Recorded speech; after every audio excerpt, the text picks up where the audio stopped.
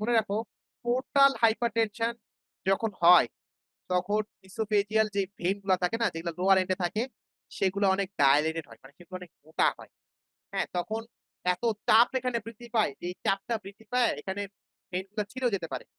হ্যাঁ? তখন কি হয়? হেমাটেমেসিস হয়। মানে তখন ভমিটিং আউট অফ ব্লাড মানে তোমার ভমিট হবে এবং সেই ভমিটের ভেতরে এবং সেই বমির ভেতরে তোমার কি থাকবে? ব্লাড ম্যাটেরিয়ালস থাকবে।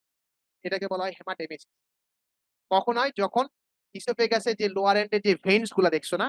এই দেখো আমি আরেকটু পিকচার দেখাই তোমাকে বুঝবা।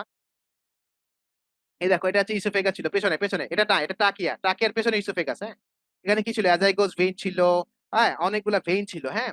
এই ইসোফেগাসের লোয়ার এন্ড এর যে ভেইনস গুলা ছিল, এই ভেইনস গুলা যদি পোর্টাল হাইপারটেনশন হয়, হাইপারটেনশন মানে রক্তচাপ বৃদ্ধি, ইনক্রিজ অফ ব্লাড প্রেশার।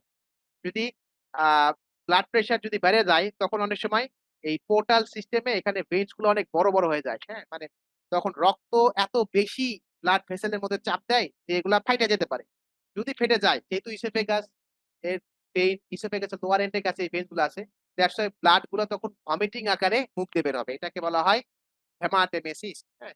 এবং এই যে রাপচারটা হইলো বা ইসোফেজিয়াল ভেইন এর যে ডাইলেটেশন হইলো এটাকে বলা হয় ইসোফেজিয়াল ভ্যারিসেস। না বুঝলে সমস্যা নাই, এটা তোমরা পরে বুঝো। তো এই ৩ টা কন্ডিশন আপাতত বোঝো, তাইলেই it will be much easier for you.